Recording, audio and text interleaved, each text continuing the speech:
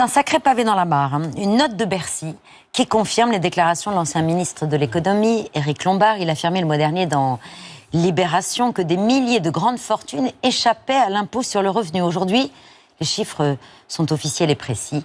13 335 foyers parmi les plus riches disposant d'un patrimoine immobilier d'au moins 1 300 000 € ont déclaré en 2024 un revenu fiscal de référence égal à zéro.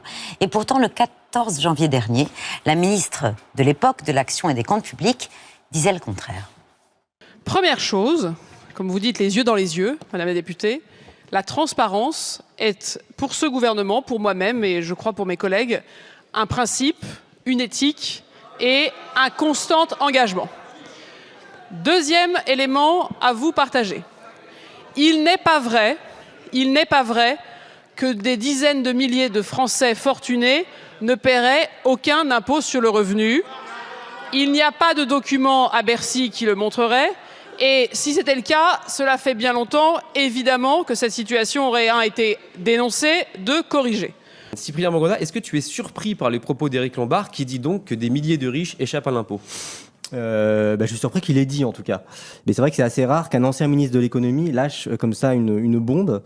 Ce qu'il a dit, tu l'as cité, mais je l'ai noté pour être vraiment précis. Il a dit, parmi les personnes les plus fortunées, des milliers ont un revenu fiscal de référence de zéro et donc ils ne payent aucun impôt sur le revenu.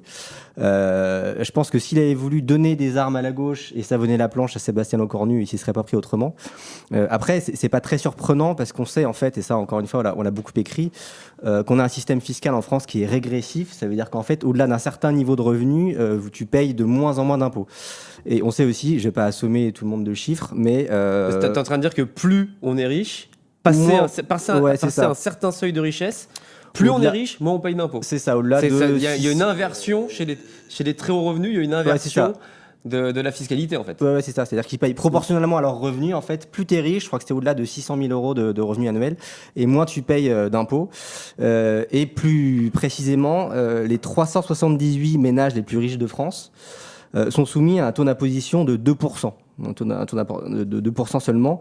Et donc en général, les milliardaires, c'est une centaine de personnes en France, payent 2 fois moins d'impôts que la moyenne des Français.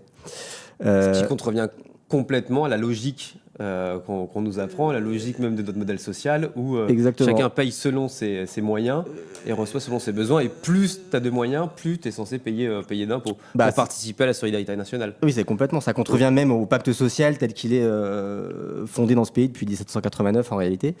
Et ça, pour le comprendre, en fait, c'est assez simple. C'est lié à la composition de la fortune des plus riches. Toi et moi, notre fortune, elle vient essentiellement de nos salaires et éventuellement, si on a de la chance, de notre patrimoine immobilier.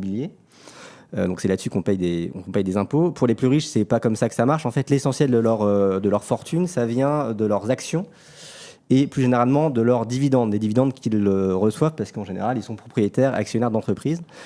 Et donc ça a une conséquence assez simple, c'est qu'ils sont pas soumis ou très peu en tout cas aux taxes foncières et à l'impôt sur la fortune immobilière, tu sais, qui a remplacé l'impôt sur la fortune qui avait été dézingué par Emmanuel Macron. L'ISF, l'impôt de solidarité sur la fortune. Exactement, parce qu'en fait, les plus riches, on parle vraiment des très très riches, hein, une grosse partie de leur fortune, c'est des actions d'entreprise et c'est pas des revenus de l'immobilier.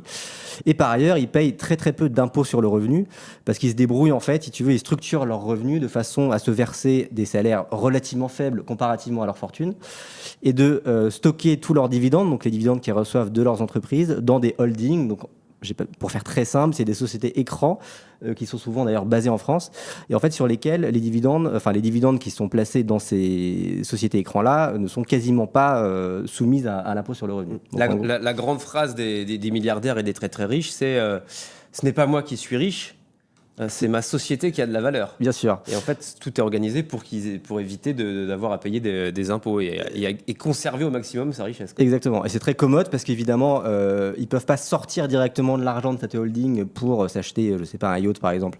Parce que là, du coup, ils paieraient de l'impôt. Mais en revanche, ils peuvent, grâce à cette holding, payer plein de choses, s'acheter des journaux par exemple. On sait que c'est ce que font les milliardaires, ils aiment beaucoup ça. Et donc, ils jouent un rôle dans la vie publique, dans la vie de la cité, grâce à tout cet argent, mais ils sont très très peu imposés dessus.